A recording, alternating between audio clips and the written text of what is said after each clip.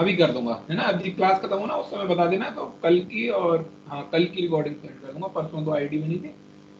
तो यहाँ पे मैसेज आ गया, you are recording classes and देखो सबसे पहले हम क्या कर रहे हैं, क्योंकि ये नई डिवाइस है तो यहाँ पर हमें 11th की बुक चाहिए एनसीईआरटी की। तो कहाँ से मिलती है बताओ, कैसे कैसे देखेंगे एनसीईआरटी की बुक? सीधे यहाँ पे जाएंगे गूगल में और लिखेंगे एनसीईआरटी पीडीएफ, एनसीईआरटी पीडीएफ, दिखाई दे रहा है? तो सबसे ऊपर आ रहा है एनसीईआरटी बुक, इस पर क्लिक कर देंगे और फिर ये पूछेगा कौन सी क्लास की बुक चाहिए आपको, किसी भी क्लास की बुक डाउनलोड कर सकते हैं। तो यहाँ पर गए 11th क्लास, और सब्जेक्ट पूछ रहा है, सब्जेक्ट कौन सा बताओ? IB information practice. प्रैक्टिसेस, और बुक का नाम भी क्या है? आईपी। और यहाँ पे गो कर दिया। गो के बाद आपने पूछा है तो चैप्टर वाइज अलग अलग चैप्टर भी आप डाउनलोड कर सकते हो। अगर आपको पूरी बुक एक साथ चाहिए तो डाउनलोड कंप्लीट बुक भी कर सकते हो।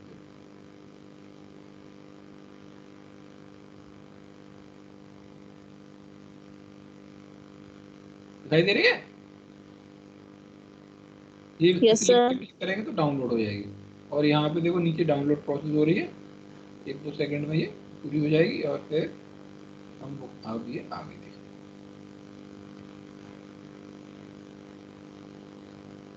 और इसको हम क्या करते हैं, Ctrl+A Ctrl+C और यहाँ पे डाल देते हैं, कहाँ पे? डेस्कटॉप पे।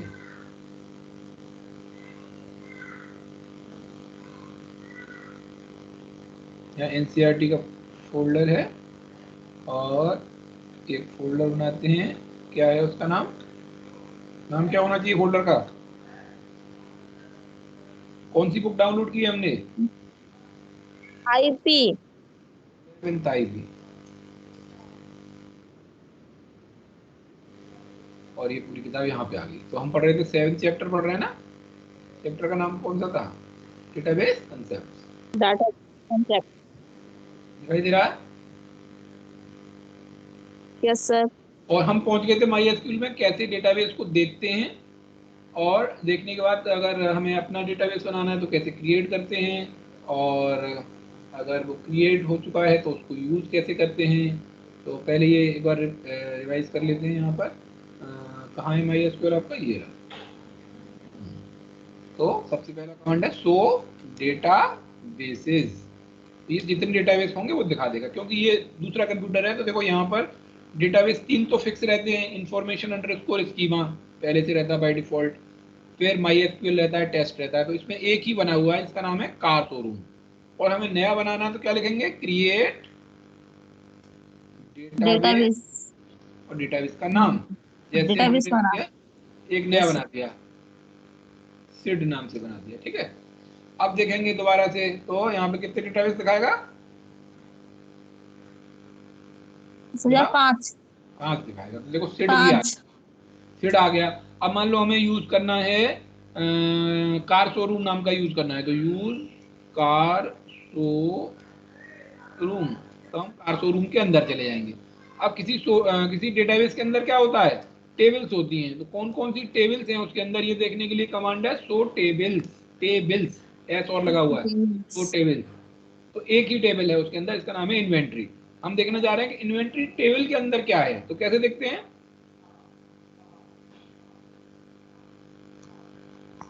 अगर हम ये देखना चाह रहे हैं कि इन्वेंट्री टेबल के अंदर क्या डेटा है, वो देखने के लिए सेलेक्ट, बोलो कल बताया था, स्टार फ्रॉम कार टेबल का नाम, इन्वेंटरी।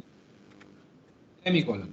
तो स्क्रीनशॉट। ये टेबल है हमारी, इसमें 5 कॉलम बने हुए हैं, car ID, car name, price, year manufacturer और फ्यूल टाइप।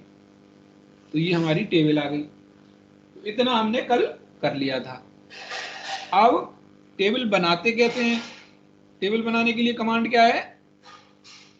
Create table. तो वो भी सीखेंगे। पहले देखते हैं हम कहाँ तक पहुंच गए थे। सबसे पहले हमने सीखा था डेटाबेस क्या होता है, what do you mean by database. अगर क्वेश्चन आ जाए डेटाबेस क्या होता है तो डेटाबेस को डिफाइन कैसे करेंगे। सबसे पहली बात क्या है कि database is a large collection of data. क्या है? Database is a data. Large collection of data.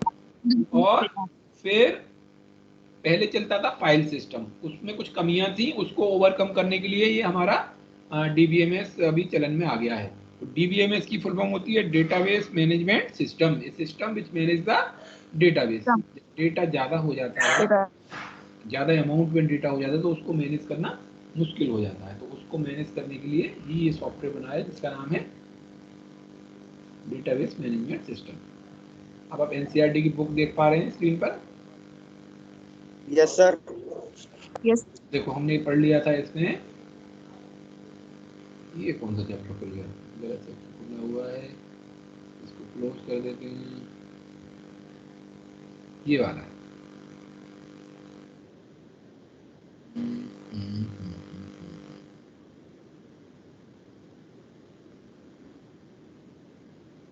तो हमने पढ़ी थी क्या क्या कमियां थी फाइल सिस्टम में। Difficulty in excess, data redundancy. Question ये भी आ सकता है, डेटा रिडंडेंसी क्या होती है, रिपीटिशन या डुप्लीकेशन ऑफ डेटा।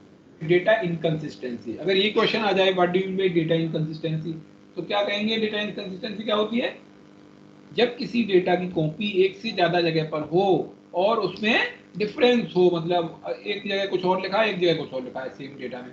जैसे मैंने लिखा कि रिया शर्मा है, रिया शर्मा और उसका रोल नंबर लिखा हुआ है मल्टीपल प्लेसेस पर, तो कई जगह पे तो रिया शर्मा का रोल नंबर लिखा है 31, कहीं पे लिख दिया 32।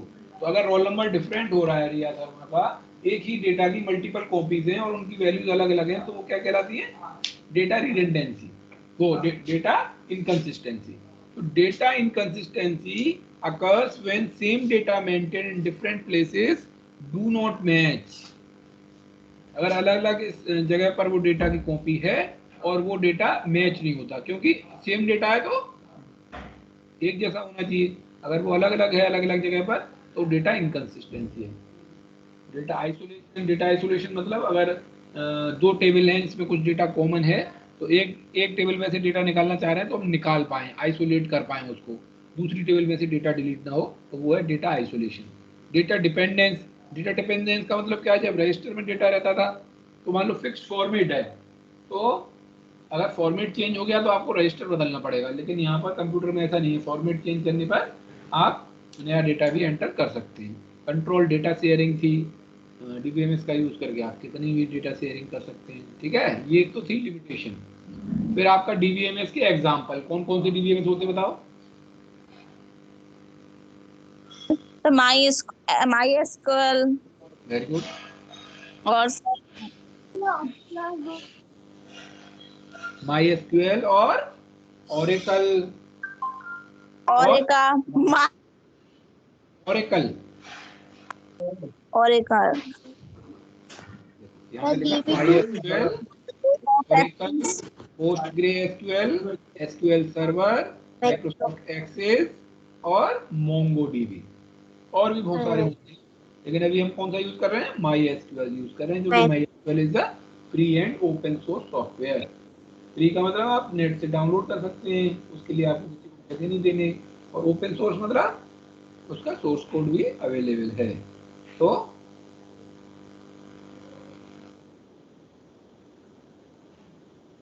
आपका हो गया था, उसके बाद हमने देखा था आगे थे नहीं, टेबल्स, टेबल्स की बात कर रहे थे, टेबल्स के बाद हाँ यहाँ पे थे, है ना। तो की कंसेप्ट्स इन डीबीएमएस दिखाई दे रहा है 7.3.2 की कंसेप्ट इन डीबीएमएस, रीड कर पा रहे हैं स्क्रीन को, थोड़ा बड़ा करूं। यस सर, दिख रहा है सर। तो पहला कंसेप्ट है उसमें डेटाबेस स्कीमा। स्कीमा का मतलब क्या होता है, स्कीमा मतलब डिजाइन, डेटाबेस की डिजाइन, मतलब आप कुछ डेटा स्टोर करना चाह रहे हो, फॉर एग्जांपल आईपी स्टूडेंट्स का डेटा मैं स्टोर करना चाह रहा हूँ, तो एक टेबल बनाऊंगा, उसमें सीरियल नंबर, स्टूडेंट का नाम, उनका फ़ोन नंबर, उनके किसी सब्जेक्ट में मार्क्स, है ना, इस तरह के कितने कॉलम मुझे चाहिए। अगर मान लो मुझे मार्क्स स्लिप बनानी है तो उस डेटा को स्टोर करने के लिए कितने कॉलम चाहिए। मान लो कोई कंपटीशन आया है क्लास में, तो कितने टोटल क्लास में बच्चे थे, कितनों ने पार्टिसिपेट किया, है ना, तो क्लास का नाम, इस तरह से बनाते हैं ना, किस तरह का डेटा हमें चाहिए, तो उसकी डिज़ाइन हमें बनानी पड़ेगी, उसी को बोलते हैं डेटाबेस स्कीमा। तो database schema is the design of a database. समझ में आ रहा है, Yes, sir. Is the design of the database. और डेटाबेस का मतलब क्या है? It's a collection of tables. बहुत सारी टेबल्स होंगी, उनका उनका डिजाइन होगा, उसमें कितने कॉलम हैं वो हैं। So it is the skeleton. Skeleton क्या होता है? जैसे कंकाल होता है ना, मनुष्य का शरीर के अंदर जो कंकाल है उसी पर मांस चढ़ा हुआ है और मनुष्य वैसा जैसा दिखता है वैसा दिखाई देता है, लेकिन टिका हुआ किस पे है वो? Structure. हाँ, स्ट्रक्चर पे। सो तो it is the structure of database that represent the skeleton. Table. Yeah, it is Data. the skeleton of the database that represent the structure. The table names and their field and columns. The type of each. अब कोई हम table बनाई, अभी जैसे table बनाई student, student में 2 column हमने बनाए, रोल नंबर और स्टूडेंट नेम, है ना। तो एक तो ये हो गया कि किसी टेबल में कितने कॉलम हैं, एक तो ये डिजाइन हो गई।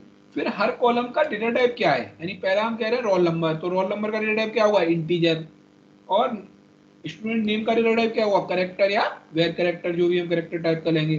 तो एक तो उसकी डिजाइन और एक उसका डेटा टाइप। एक चीज और लिख रही, कंस्ट्रेंट लिखा हुआ है। तो कंस्ट्रेंट क्या होती है? कंस्ट्रेंट का मतलब क्या है? लिमिटेशन लगा देना, कंडीशन लगा देना उस पर, कॉलम पर, on the data to be store. जैसे हमने कहा कि आपका रोल नंबर जो है वो नेगेटिव तो होगा नहीं, और क्लास में कितने बच्चे होते हैं? केवी मान लो 60 तक बच्चे होते हैं, तो हमने कहा रोल नंबर की वैल्यू 1 से लेकर 100 के बीच में होगी, या 1 से लेकर 60 के बीच में होगी, वही वैलिड वैल्यू होगी। तो हम अगर ऐसी कंडीशन लगा दें 1 से 60 तक रोल नंबर की कंस्टेंट लगा दें, अगर कोई गलती से नेगेटिव वैल्यू डालता है या 100 से ज्यादा वैल्यू डालता है, तो वो मैसेज दे देगा कि it is not a valid value for this column. तो ऐसे कंस्टेंट भी लगा सकते हैं, ठीक है। तो 3 चीजें हो गई, एक तो कितने कॉलम हैं, फिर उनका डेटा टाइप क्या है, फिर उन पे कंस्टेंट अगर लगाई है तो वो भी इफ एनी लिखा हुआ है ना, constant on the data to be stored, ये लिखा है ना, constant on the data to be stored if any. अगर कोई कंडीशन लगानी है, जरूरी नहीं कि कंडीशन होगी, है ना, हो तो वो लगा देंगे constant. And the relationship among the table, अगर एक से ज्यादा टेबल है तो उनके बीच में अगर कोई कॉलम कॉमन है तो उसको भी डिफाइन कर सकते हैं। तो ये कहलाता है क्या? Database schema. आप देखो फिगर के माध्यम से कैसे Schema. बताया दे रहा है। ऊपर 2 महिलाएं हैं और 2 पुरुष हैं, एक दाढ़ी वाले हैं और एक क्लीन शेव हैं, एक एक लड़की वैसी वैसे का बाल है, बॉब कट बोलते हैं, और एक के लंबे बाल हैं। और ये जूड़ा बनाकर कौन बैठी है? एक टीचर बैठी है। तो एक स्कूल का एक दृश्य दिखा रहे हैं डेटाबेस का, जहाँ पर टीचर यहाँ इस डेस्क पे बैठी है, टीचर वाली टेबल पे, और ऑफिस का स्टाफ जो है, प्रिंसिपल हैं और क्लर्क वगैरह हैं, ये यहाँ पर बैठे हैं 4 लोग। तो हर किसी को, कोई अगर स्कूल का हम एग्जांपल ले रहे हैं तो स्कूल में अलग अलग तरह का डेटा होता है, तो ऑफिस स्टाफ जो है वो अलग तरह के डेटा को डील करेगा, टीचर अलग तरह के डेटा को डील करेगा। अब डेटा में एक्चुअल क्या है? अब डेटा में देखो नीचे जो दिया हुआ है, डेटा में क्या क्या है? Database catalogue. कैटलॉग मतलब कितने तरह का डेटा है। तो यहाँ पे लिखा हुआ है स्टूडेंट का डेटा है, गार्जियन का डेटा है और अटेंडेंस का डेटा है। सो अब इस डेटा को कभी टीचर भी यूज करता है स्टूडेंट की डिटेल के लिए, गार्जियन से कांटेक्ट करने के लिए, या बच्चों की अटेंडेंस के लिए इस डेटाबेस को टीचर भी यूज करता है, और ऑफिस स्टाफ भी यूज करता है।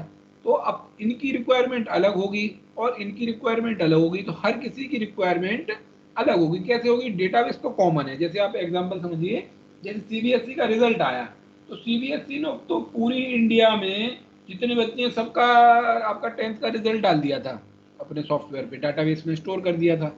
अब हर बच्चा, केवल हर बच्चे की क्वेरी क्या है कि उसका रिजल्ट दिखाई दे। सबसे पहले वो अपना देखता है, फिर अपने दोस्तों का देखता है, और स्कूल वाले जब देखते हैं तो वो पूरे स्कूल का देखते हैं, वो फिर अपने डिस्ट्रिक्ट के अड़ोस पड़ोस के स्कूल के देखते हैं।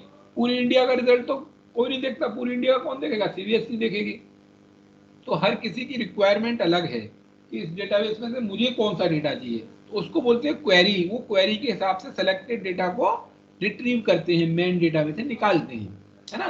तो ये उन्होंने बताया इसके थ्रू, जैसे टीचर ने क्वेरी की यहाँ पर, और उस डेटाबेस में से क्वेरी का रिजल्ट निकल के वापस इस एरो के थ्रू टीचर के पास चला गया। ऐसे ही ऑफिस स्टाफ ने देखो एरो से यहाँ पे देखो, ये दिखाई दे रहा है कर्सर मेरा, क्वेरी की उस डेटाबेस में से, इन्होंने कुछ और डेटा मांगा और वो निकल के इनके पास चला गया।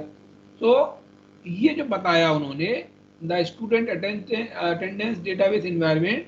सो database schema is also called the visual and logical architecture as it tells us the how the data are organised in the database. तो ये क्या है?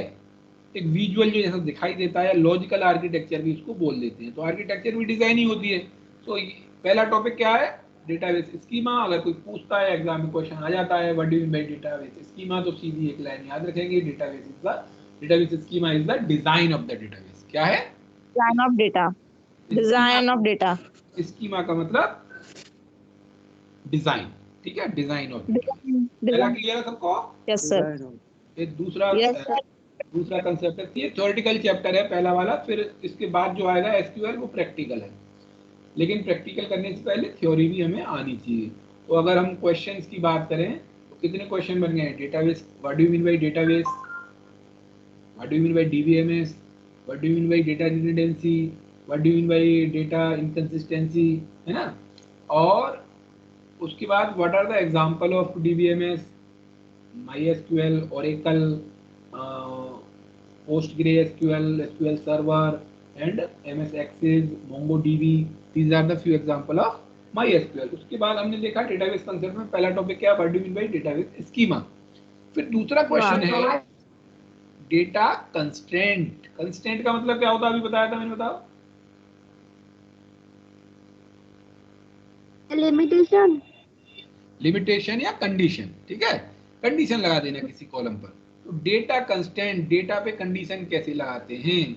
उन्होंने कहा sometimes we put certain restrictions और limitations on the type of data that can be inserted in one or more column of a table.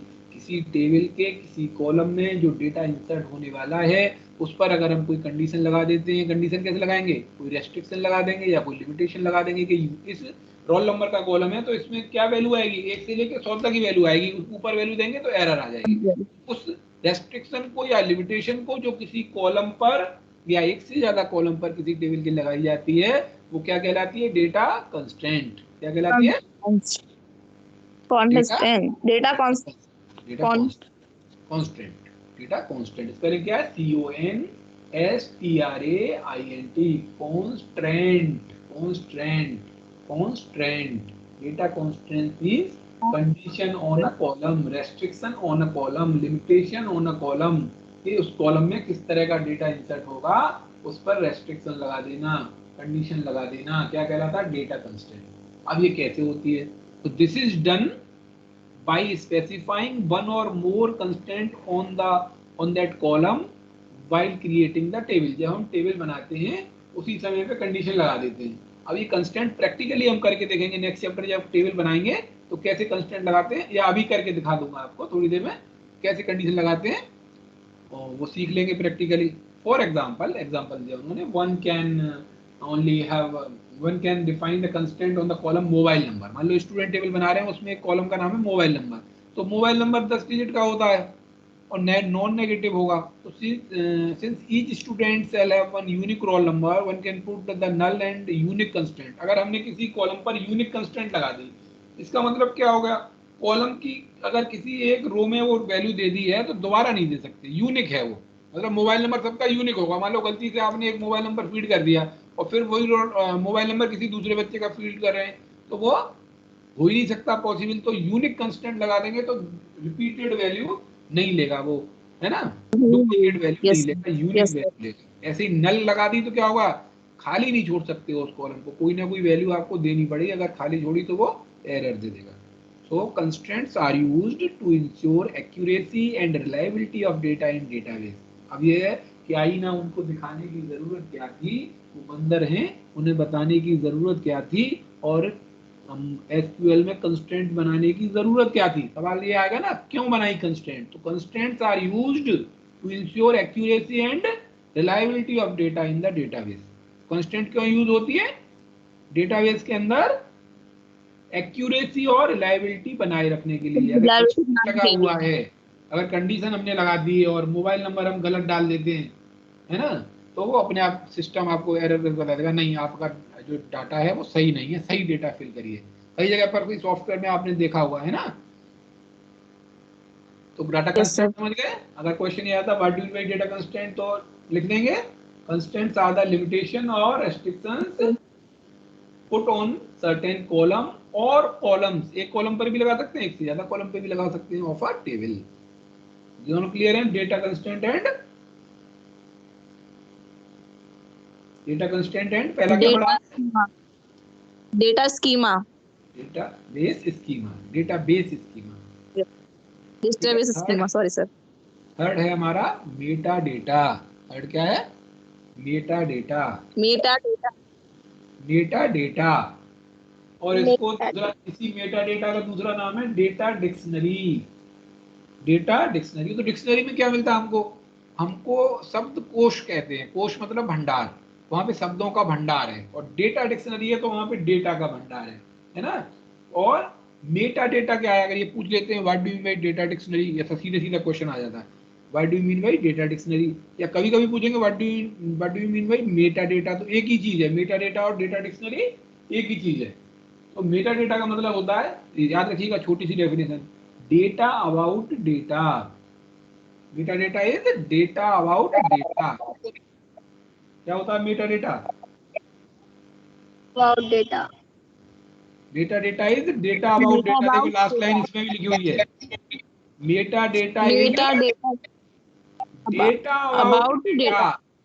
जानकारी के yes sir. बारे में जानकारी, डेटा के बारे में जानकारी। जैसे हमारी टेबल में दो कॉलम है, ये तो डेटा हो गया कि हमारी टेबल में दो कॉलम है, रोल नंबर और स्टूडेंट। ये तो डेटा हो गया, ठीक है। अब वो जो दो कॉलम है वो उनका डेटा टाइप क्या है? यानी रोल नंबर है उसका डेटा टाइप क्या है? इंटीजर है।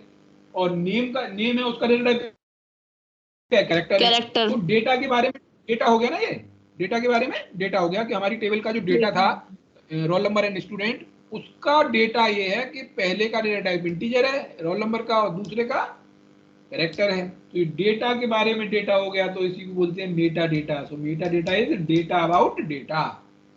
Meta data is data about data. समझ में आया? डेटा। यस बताओ सर। क्या है meta data? Meta, Meta data, data about data. Meta data is data about data. Yes sir. So the database schema यानी database की design along with various constraints on the data is stored by DBMS in a database catalog or dictionary that is called metadata। वो data dictionary में store रहता है कि किस table में कितने कॉलम हैं और हर कॉलम की क्या डेटा टाइप है, उसमें किस तरह का डेटा स्टोर हो रहा है। तो उसी को बोलते हैं डेटा डिक्शनरी या मेटा डेटा। तो ये हो गए तीन तो कंसेप्ट हो गए। इसमें से पहला कंसेप्ट था हमारा डेटाबेस डिजाइन, और दूसरा था आपका डेटा कंस्टेंट, और तीसरा था data, meta data. Meta data, data dictionary. तो डेटा डिक्शनरी, मेटा डेटा तीसरा था, दूसरा था हमारा डेटा कंस्टेंट, और पहला था डेटाबेस स्कीमा। हाँ, और चौथा है हमारा डेटाबेस इंस्टेंस। डेटाबेस इंस्टेंस क्या है? चौथा database instance. So when we define the database structure, that is schema, यानी हम जब ये डिफाइन करते हैं कि हम एक टेबल बनाने जा रहे हैं, उसमें दो कॉलम होंगे, उनका नाम ये होगा रोल नंबर और स्टूडेंट नेम। या state of a database, the state of database is empty. इसका मतलब क्या है? जब हम टेबल बनाई हमने कि एक टेबल बनाओ जिसमें दो कॉलम होंगे, एक रोल नंबर और स्टूडेंट का नाम। तो वो टेबल बन गई, तो वो टेबल खाली है, उसमें कोई डेटा नहीं है, केवल उसकी एक बर्तन बन गया है। जैसे हम आपने देखा होगा दावत में जब जाते हैं, बफर सिस्टम में तो खाना खाया है ना। तो यस सर। अगर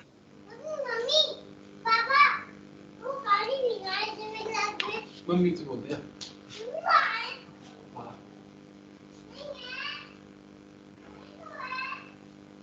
हाँ जी।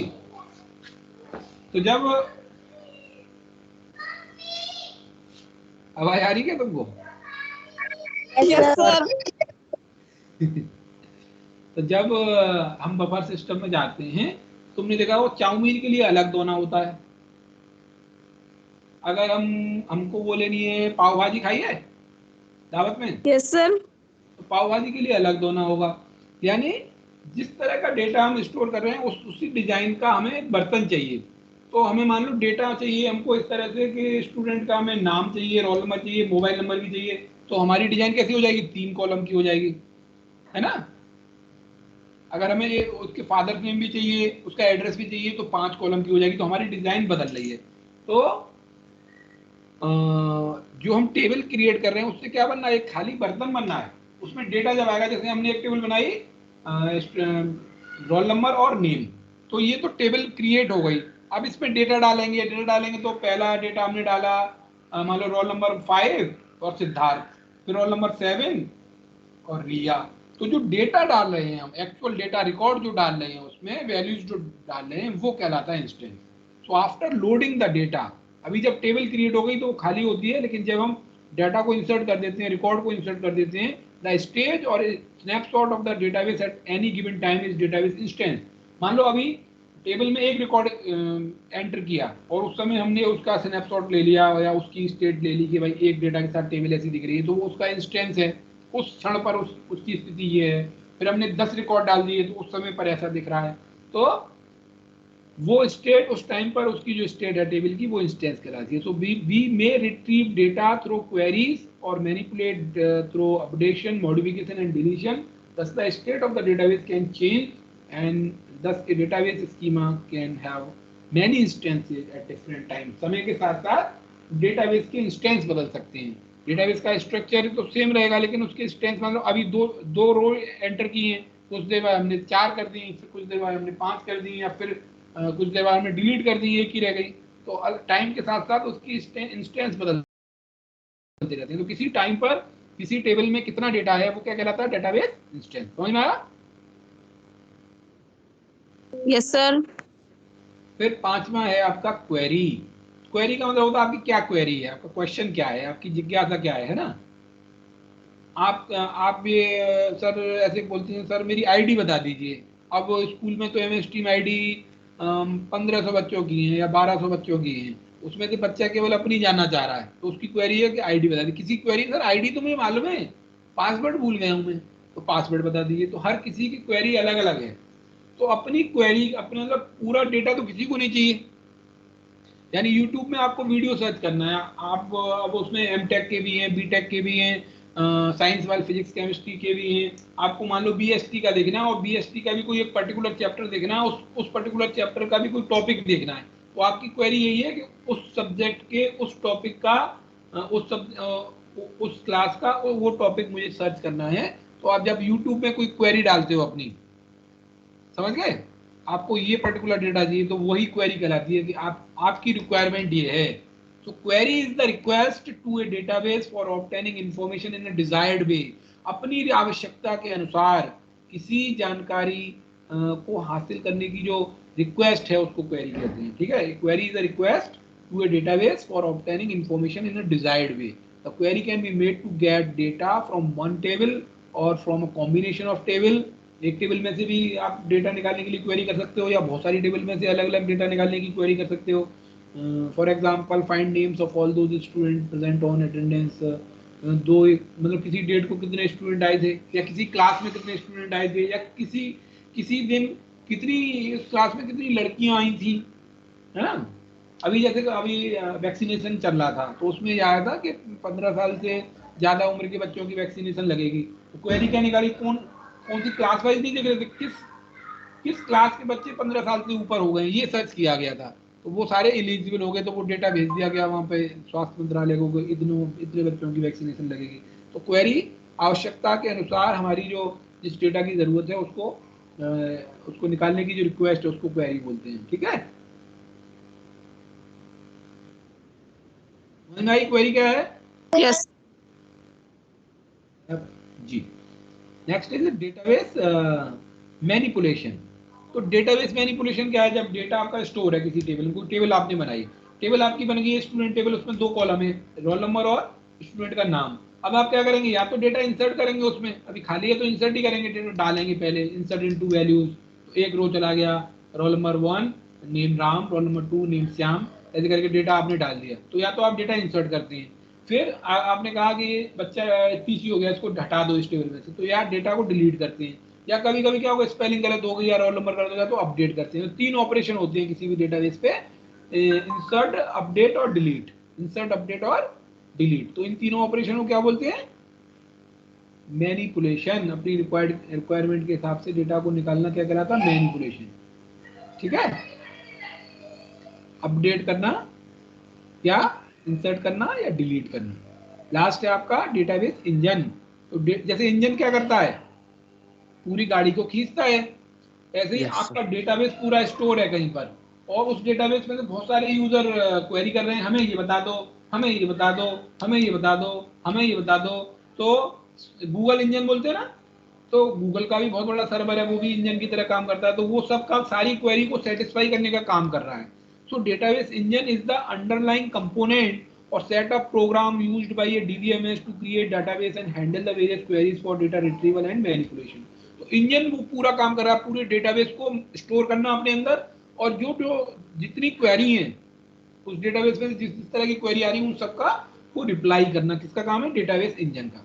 तो जैसा नाम से पता चल रहा है, जैसे इंजन किसी गाड़ी को चलाता है और डेटाबेस इंजन क्या करता है? डेटाबेस को मेंटेन करता है और सारी क्वेरी को सेटिस्फाई करता है।